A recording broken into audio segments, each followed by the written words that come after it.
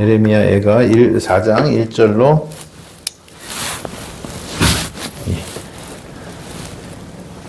22절까지 말씀 찾으셨으면 오늘은 제가 한 절, 여러분들이 한 절을 교독하겠습니다. 교독으로 하겠습니다. 예레미야애가 4장 1절부터 22절까지 교독합니다. 슬프다 어찌 그리 금이 빛을 잃고 순금이 변질하여 하였으며 성소의 돌들이 거리 어기마다 쏟아졌는고. 순금에 대할 만큼 두 배로 시온의 아들들이 어찌 그리 부지런히가 만든 시장아리 같이 요동해. 들깨들도 젖을 주어 그들의 새끼를 먹이나 딸 내 백성은 잔인하여 마치 광야의 타조 같도다. 붙음이요. 맛있는 음식을 먹던 자들이 외롭게 거리거리에 있으며 이전에는 붉은 옷을 입고 가난한 자들이 이제는 거름더미를 안았도다.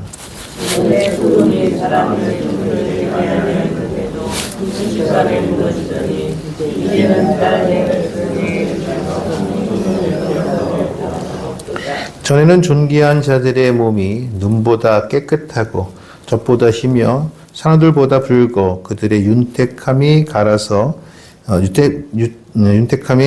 빛낸 청옥 같더니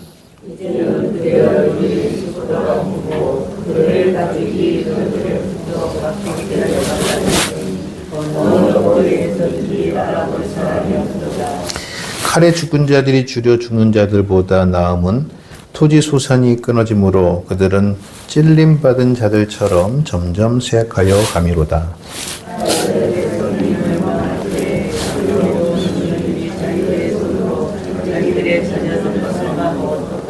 여호와께서 그의 분을 내시며 그의 맹렬한 진노를 쏟으시며 시온에 불을 지르사 그 터를 사르셨도다.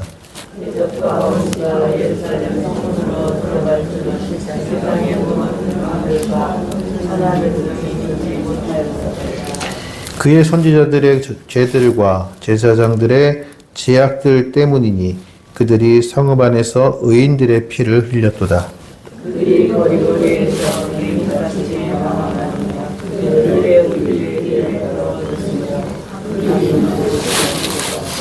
사람들이 그들에게 외쳐 이르기를 저리 가라 부정하다 저리 가라 저리 가라 만지지 말라 하였으며 그들이 도망하여 방황할 때에 이방인들이 말하기를 그들이 다시는 여기서 살지 못하리라 하였도다.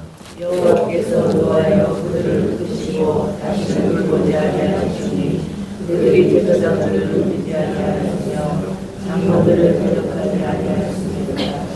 우리가 헛되이 도움을 바람으로 우리의 눈이 상하며 우리를 구원하지 못할 나라를 바라보고 바라보았도다. 그들이 우리의 걸음을 넘보니 우리가 어리한다 다 가질 수 없으며 우리의 뜻이 허다고 우리의 자들이 나았으며 우리의 공간이 들었도다.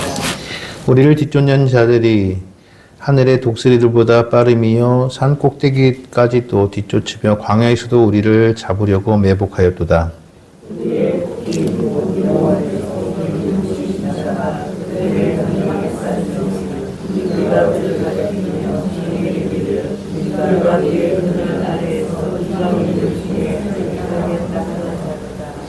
우수 땅에 사는 딸 에돔아 즐거워하며 기뻐하라 자네 내게도 이를지니 내가 취하여 벌거 벗었느니라.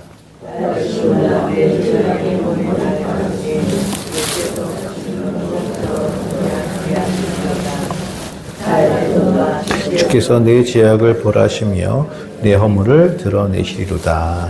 아멘. 오늘은 예루살렘을 잃은 이스라엘이라는 제목 가지고 말씀을 나눕니다. 제가 그 본문의 내용을 좀 정리해서 제목을 정하다 보니까 예루살렘을 잃은 이스라엘이라고 하겠지만 제가 이 사실은 조금 제목을 조금 이렇게 뭐 비유적으로 한다 그러면은 천국을 잃은 성도들이라고 하는 제목으로 설교를 해도 될 것 같았다라는 생각이 듭니다. 그래서 예루살렘을 잃은 이스라엘이 예루살렘을 잃었다. 왜? 예루살렘은 이스라엘에게 상징적으로 천국을 상징하기 때문에 그래요. 그래서 계시록의 말씀에 보게 되면 계시록도 마찬가지로 하늘에서 새 예루살렘이 내려온다라고, 천국이 내려올 때 천국이 이제 되어지는 모습을 보면 성경도 새 예루살렘이라고 그렇게 말씀하고 있습니다. 그래서 예루살렘이라는 것은 뭐냐면 이스라엘 백성들은 천국을 상징하는 그런 지명이 예루살렘입니다. 또 그럴 것이 뭐냐면 이 예루살렘은 다윗이 이 예루살렘을 차지하기 전에 기럇 아르바라는 성을 차지하기 전에 이미 1000년, 2000년 정도가 한 번도 공략당하고 뭐 전쟁이 있었던 그런 곳이 아니에요. 그러니까 낭봉불락에서 그래서 무너지지 않고 이제 패하지 않는 그런 성이에요.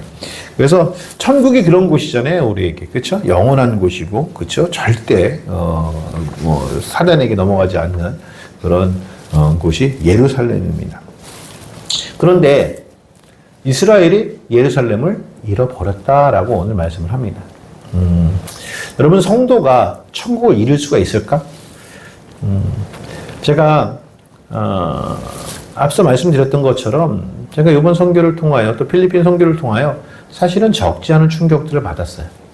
솔직히 말씀드리면 왜 그러냐면 어찌 보면 우리가 선교를 나갈 때 우리나라가 산업화가 되어서 우리가 경제적으로 많이 윤택해져서 마치 우리가 더 많은 것을 갖고 있기 때문에 우리 선교지에 그들이 필요한 것 나누어 주고 또 그들이 없는 것 또 보여주고 야 너희들이 예수를 잘 믿으면 우리처럼 잘 살아 라는 것들을 알려주기 위해서 선교를 간다라는 생각을 많이들 하세요.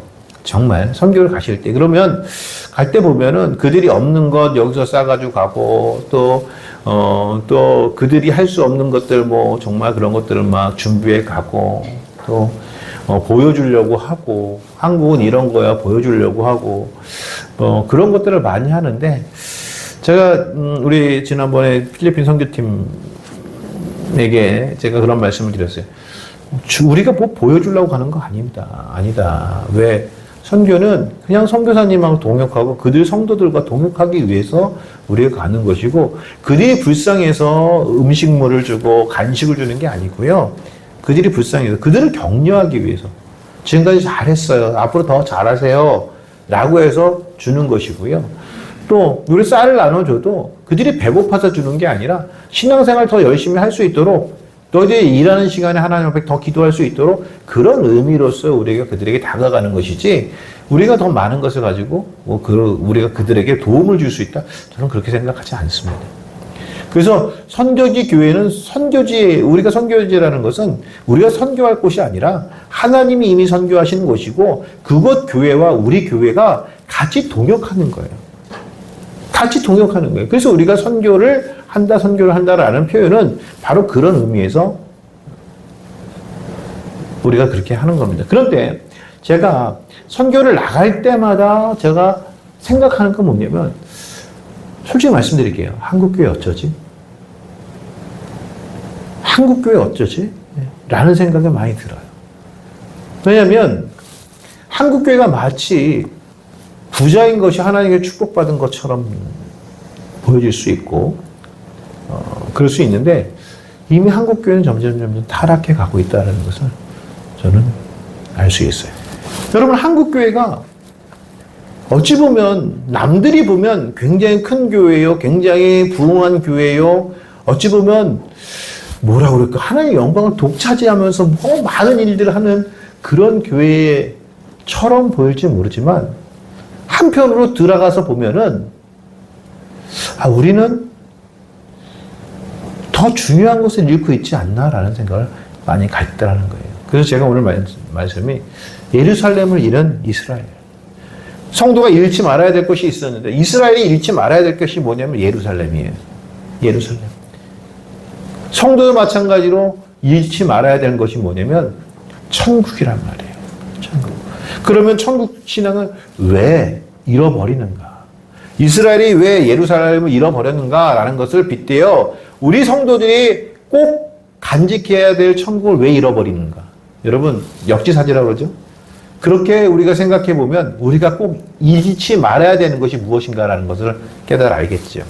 첫 번째는요, 이스라엘이 예루살렘을 잃어버린 이유 중에 하나가 뭐냐면 예루살렘을 질 항아리 같이 여겼다는 거예요. 질 항아리처럼. 2절 말씀에 보게 되면 이렇게 기록이 되어 있습니다. 순금에 비할 만큼 보배로운 시온의 아들들이 어찌 그리 토기장이가 만든 질 항아리 같이 여김이 되었는고. 여러분, 이 말씀은 무슨 말씀이냐면 내가 보물을 갖고 있으면 나는 보물을 가진 사람이잖아요. 질 항아리는요, 사실은 그냥 뭐 아무렇게나 버려지는 그런 항아리란 말씀이죠. 천국을 어떻게 여겼냐면 자기 스스로가 질 항아리처럼 여겼다는 말씀이에요.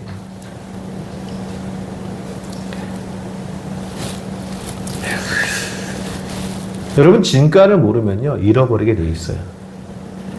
잃어버리게 돼 있어요. 천국의 진가를 모르면요, 천국이 보석과 같은 곳이라고 여기고 내가 보석을 간직하고 있으면 난 보석과 같은 사람이 되는 거예요. 그런데 천국을 버리면 그 아무거나 담을 수 있는 질 항아리처럼 바뀔 수 있다는 거죠. 여러분, 이것은 결국은 내가 천국에 대한 믿음이 정말 보배로운 믿음인가? 천국에 대한 보배로운 믿음을 갖고 있는가? 라는 것을 한번 생각해 봐야 된다는 말씀이에요. 이스라엘 백성들은 보석을 잃어버렸어요. 그렇기 때문에 세상 사람들 같은 질 항아리 같은 그런 사람이 되었다는 말씀입니다. 왜 그랬어요? 진가를 잃어버렸다는 거죠. 여러분, 하나님께서 주신 은혜는 쉬운 게 아니에요, 사실은. 근데요, 참 희한한 건 뭐냐면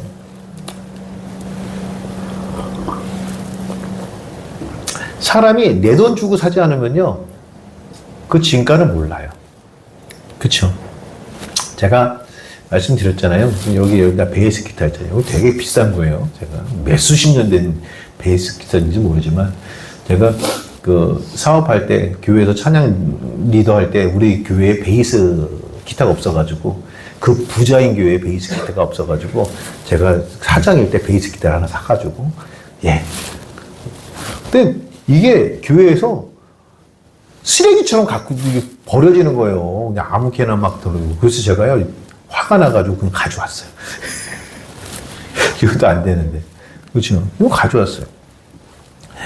그랬는데 이제 제가 쓰지 않으니까 또 이제 가져왔더니 우리 선배가 무슨 너 베이스 기타 있는데 너 안 쓰지 않냐? 너 안 쓴다고. 그거 나 좀 빌려주면 안 되냐? 근데 왜요? 나 베이스 기타 연습 좀 한다고. 그래서 빌려줬어요. 어느 날인가 선배 사무실 갔는데, 이 베이스 기타에 먼지가 쫙 껴있는 거예요. 상당히 기분 나쁘더라고요. 저게 어떤 건데. 그냥 가져왔어요. 진가를 모르니까 그런 거예요, 여러분. 내가 사지 않으니까 그런 거예요. 여러분, 하나님의 은혜가요, 하나님의 성도들이 하나님의 은혜를요, 되게 우습게 하는 분들이 많아요. 왠 줄 아세요? 내가 노력해서 받은 게 아니니까. 하나님의 은혜는 우리에게 거저 주신 거거든요. 하나님의 은혜는 우리에게 그냥 주신 거잖아요. 근데요, 은혜가 진짜 무슨 이렇게 예전에 보면 지나가는 이렇게 보면 사탕 나눠주고 하잖아요. 그렇죠? 사탕을 나눠주면 여러분 사탕을 버리지 않습니까? 안 먹는 분들, 그렇죠? 버리세요. 전도할 때 보면 이렇게 사탕 가지고 그러잖아요. 근데 왜 그래요? 싼 거니까. 전도할 때도 좋은 거 주셔요. 싼 거 주면 다 버려집니다. 예?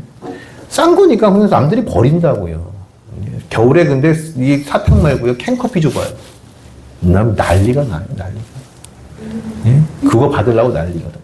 근데 그분들은 캔커피 받으려고 그러는데 복음 전하는 거 아니거든요. 그래서 저는 생각하기에 복음 전할 때 아무것도 주지 말아요. 그런데 은혜라는 것이요, 우리가 거저 받으니까 그것이 값어치 없이 느껴질 때가 있더란 얘기예요. 근데 여러분, 하나님의 은혜를 왜 우리에게 거저 주시는 줄 아십니까?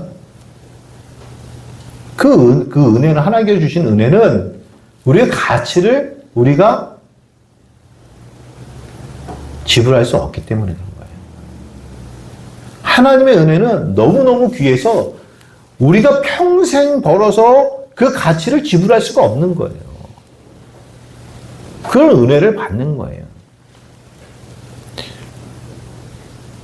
제가 생각하기에는요, 만약에 누가 여기, 제가 요번에 선교에 제가 깨달은 게 또 하나 있습니다. 뭔지 아냐면, 제 차는 아직 탈만하다. 남들이 보면 자꾸만 그러더라고요. 차 바꿔. 야, 15년 된 차 타면 바꿔야 되는 거야. 인지는 바꿔야 되는 거야. 그러는데, 요즘 그래서 살짝, 그럴까? 뭐, 한, 중고래도 좀, 이런 생각을 가졌었어요. 그래서 요번에 선교 갔다 와가지고는요, 내 차는 아직 탈만하다. 그런 생각을 가졌어요. 근데, 여러분 생각해 보세요. 누군가 몇 억씩 되는 뭐 외제차를 준다 생각해 보세요. 애지중지 할 거 아닙니까? 그쵸? 여러분, 우리가 받은 은혜가 우리가 지불하지 않았다고 해가지고 값어치 없는 게 아니란 말씀이에요. 우리가 얻는 천국이요. 우리가 어떤 것을 가치를 지불하지 않는다고 해가지고 값어치 없는 게 아니란 말씀이에요. 사랑하는 여러분, 천국에 대한 가치, 은혜에 대한 가치를 알아야 된다는 말씀이죠. 여러분, 에서가요. 에서가 사냥하라고 돌아오는데, 야곱이요. 여우 같아요. 그쵸? 죽을 끓였어요, 거기다. 붉은 죽을 끓였단 말이죠. 형이 돌아오는 배고픈 걸 아니까. 그러니까 에서가요. 배고파 죽겠다는 거. 나 배고프니까, 야, 그거 죽 좀 줘. 그 뒤, 야곱이 그래, 뭐라고. 형의 장자의 명분 넘겨. 그러면 내가 줄게. 근데 에서가 어떻게 했어요? 야, 그건 내가 필요도 없다. 야, 내가 지금 배고파 죽겠는데, 뭐, 장자의 명분이 뭔 소고였냐? 너 갖고 나 죽이나 줘요. 죽을 줬어요. 거기 성경 말씀을 보게 되면, 창세기 말씀을 보게 되면, 에서가 장자의 명분을 잃어버려요. 왜 잃어버린 줄 아십니까? 성경 말씀 그 대목의 마지막에 보면 결론적으로 뭐냐면, 에서는 장자의 명분을 소홀히 여겼다 그래요. 장자의 명분은 천국권이에요. 천국권을 소홀히 여겼단 말씀이에요. 그러니까 어떻게 해요? 잃어버리더라는 거예요. 사랑하는 성도 여러분,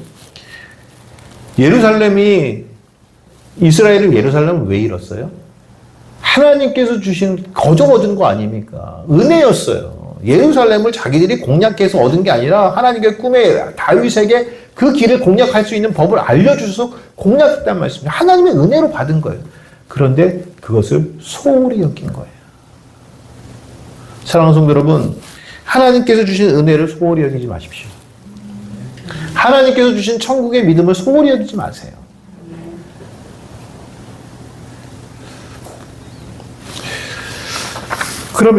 그리고 또 두 번째, 이스라엘이 예루살렘을 잃은 두 번째 이유는 소돔의 제약보다 무거웠다는 거예요. 6절 말씀을 보게 되면, 전에 소돔이 사람의 손을 대지 아니하였어도 순식간에 무너지더니 이제는 딸 내 백성의 죄가 소돔의 제약보다 무겁도다라고. 소돔이 무너지는 건 창세기 말씀에 나오죠. 소돔과 고모라가 무너지잖아요. 그렇죠? 롯이 거기 살았잖아요. 그렇죠? 롯이. 하나님 앞에 소돔의 죄악 때문에 소돔이 무너져요. 그렇죠? 그래서 이제 아브라함에게도 소돔에서 의인 10명이 없다라고 하니까, 100명이 없다. 그러니까 의인이 없어서 소돔 무너뜨리겠다고 했더니, 하나님 의인 100명이 있으면 어떡하실 겁니까? 그렇죠? 그러다가 몇 명이? 10명까지 내려온 거 아닙니까? 10명. 의인 10명이 없으면 어떡해요? 10명 때문에 진멸하시겠습니까? 의인 10명? 그래? 10명까지. 근데 그 10명이 없어서 무너졌다고, 소돔이.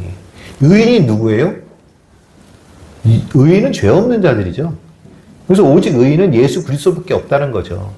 그럼 지금 우리가 의인이에요? 죄인이에요? 우린 죄인이었던 의인이죠. 그렇죠? 예수 그리스도로 피로 우리 의인이 됐잖아요. 그 말씀은 뭐예요? 소돔과 고모라는 예수 믿는 사람이 없었다는 거죠. 그렇죠? 근데 거기에 누가 살고 있었어요? 롯이 살고 있었다고요. 그러면 여러분 생각해보세요. 롯이요. 롯도 있었고 아내도 있었고 딸이 있었고요. 또 딸 셋이 있었고, 또 사위들이 있었어요. 셋. 그렇죠? 집에 종들이 있었어요. 그러면 여러분 생각해 보세요. 의 롯이 신앙생활만 잘했으면요. 소돔과 고모라는 무너지지 않았을 거예요. 그러면 롯의 믿음도 왜 소돔을 변화시키지 못했는 줄 아십니까? 먼저 소돔은 물질적으로 풍요했던 곳이에요. 창세기 13장 말씀에 보게 되면 아브라함과 롯이 이제 서로 헤어지는 모습이 나타나죠. 그때 아브라함이 먼저 롯에게 야, 네가 어디로 갈지 택하라고 합니다.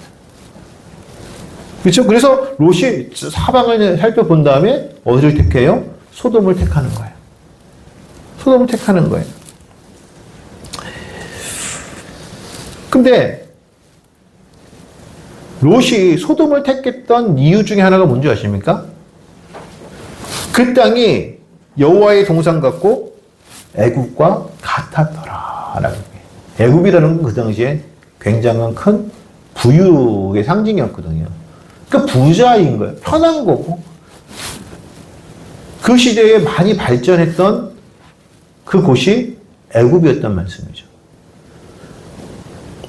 쉽게 말씀드리면 물질적인 풍요가 있었던 곳이 소돔이었단 말씀이에요.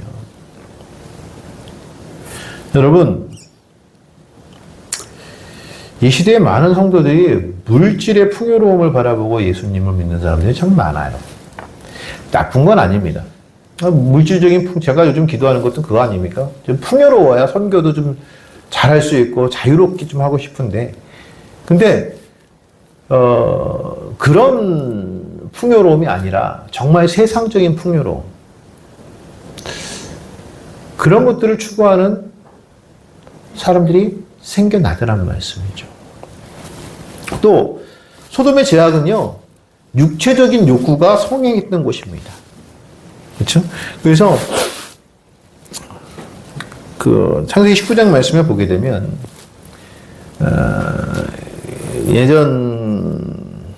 이제 19장 말씀을 보게 되면 이제 그 하나님 천사들이 롯의 집으로 오지 않습니까? 소돔에 있는 롯의 집으로 왔을 때에 사람들이 막 몰려와가지고 그 두 사람을 끌어내려고 합니다.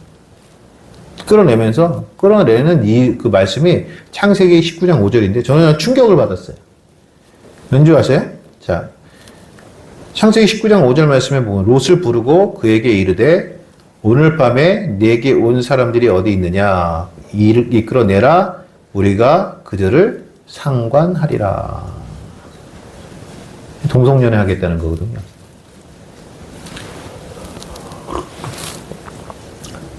육체적인 욕구가 얼마만큼 컸냐면 동성연애까지 간 거예요.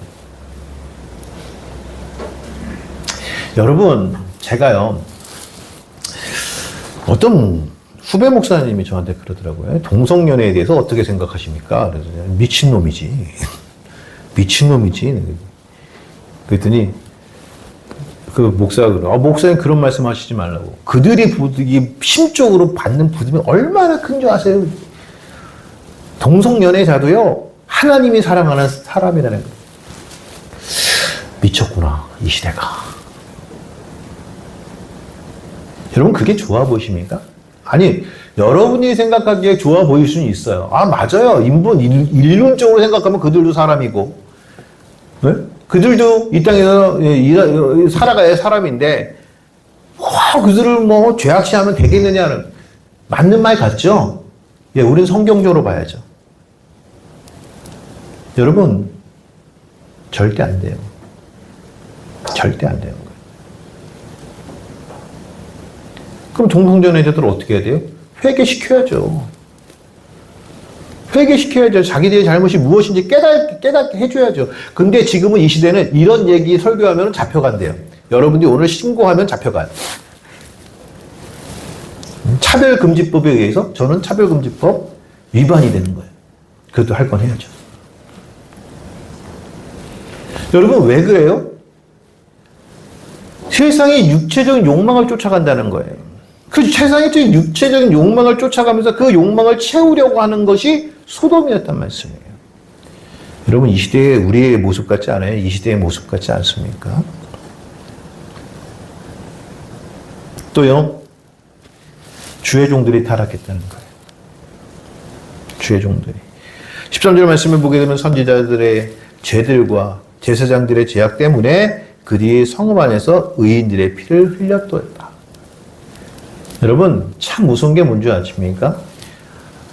목사가 타락하게 되면요, 목사가 지시해서 성도들이 의인들을 핍박해요. 성도들은 아무것도 몰라. 성도들은 아무것도 모르고 목사가 야, 저 사람 핍박해 하면 핍박하는 거예요. 이게 무서운 겁니다. 정말. 왜 그래요? 자기들의 죄 때문에 똑같단 말씀. 자기들이 잘 살고 싶고, 자기들이 편해지고 싶고, 자기들 생각대로 세상을 움직이고 싶고, 하나님의 말씀대로 세상이 흘러가야 되는데, 자기들이 세상을 움직인다고 생각하는 거예요. 그런 죄악들이 팽배해지는 거예요. 그래서 여러분, 솔직히 말씀드릴게요.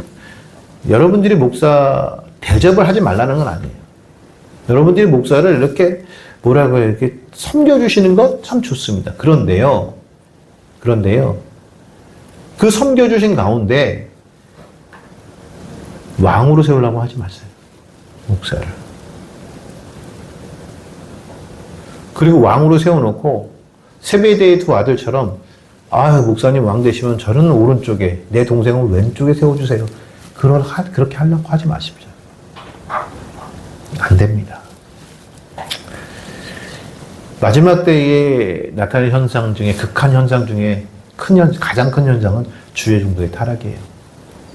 주의 종들이 타락해서 성도들을 그렇게 만들어가요. 그래서 제가 말씀드렸잖아요, 여러분. 만약에 김문기 목사가 나중에 여러분 보시기에 성경적으로 타락했다 그러면은 여러분들 저를 고쳐놓던가 아니면 여러분들 교회를 떠나셔야 된다고요. 다 죽어요. 저 변하지 않고 타락하지 않으려고 몸부림치기도 하지만 혹시나 저는 인간이기 때문에 몰라요. 어떻게 될지 몰라요. 제 나중에 어떻게 될지 몰라요. 그때에 여러분들 보시기에 성경적이지 않다라고 하시면은 고쳐놓든가 어떻게 해요? 떠나시든가 하셔야 된다는 말씀입니다.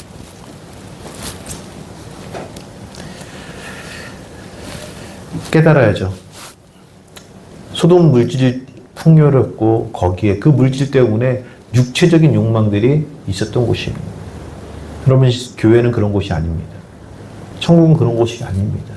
여러분 잊지 마시기 바랍니다. 세 번째는요, 구원을 못할 나라를 바라봤다는 거예요. 17절 말씀을 보게 되면 우리가 헛되이 도움을 받았으므로 우리의 눈이 상하며 우리를 구원하지 못할 나라를 바라보았나이다. 이 말씀은 어떤 말씀이냐면 시드기야 왕 때에 이제 바벨론이 이스라엘 쳐들어옵니다. 쳐들어오니까 그럼 여러분 생각해요. 시드기야 왕 때 바벨론이 이스라엘을 왜 쳐들어옵니까? 이스라엘 범죄했기 때문에 하나님의 징계였거든요.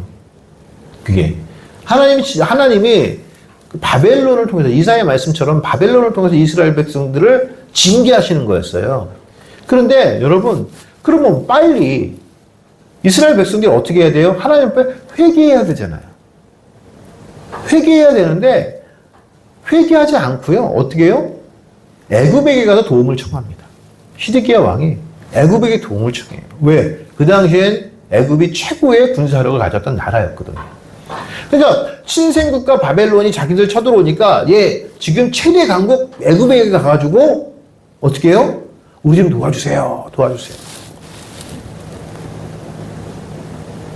애굽이 도왔어요? 안 도왔어요? 도왔어요. 그래서 어떻게 됐어요? 애굽도 같이 망했다니까요.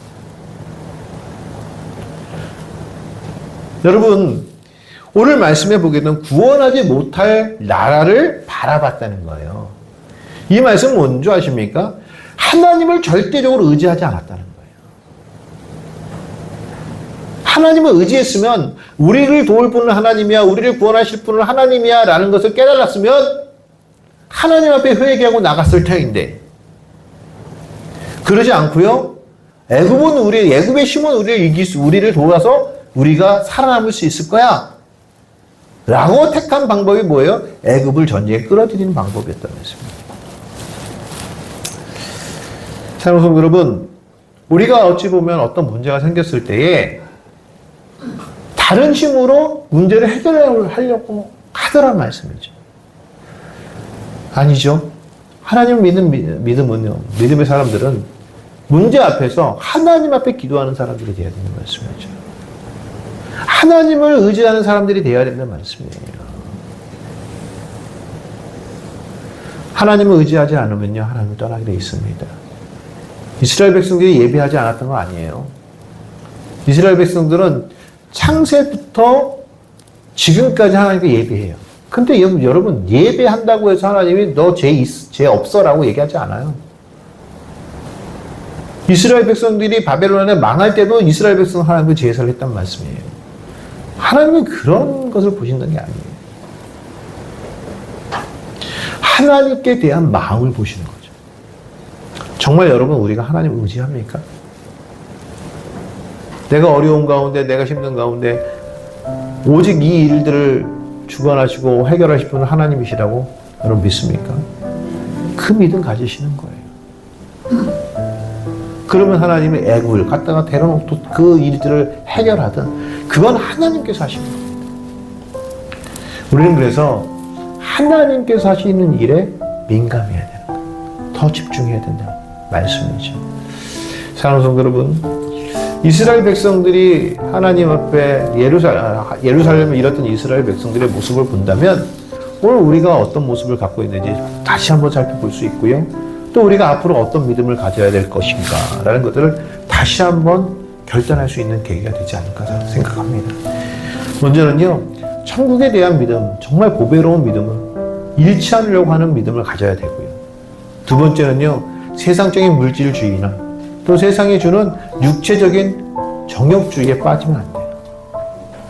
또 하나님께서 축복하셔가지고 내가 이렇게 부자가 됐어? 난 이렇게 편하게 살아? 그게 축복이 아닌 거예요.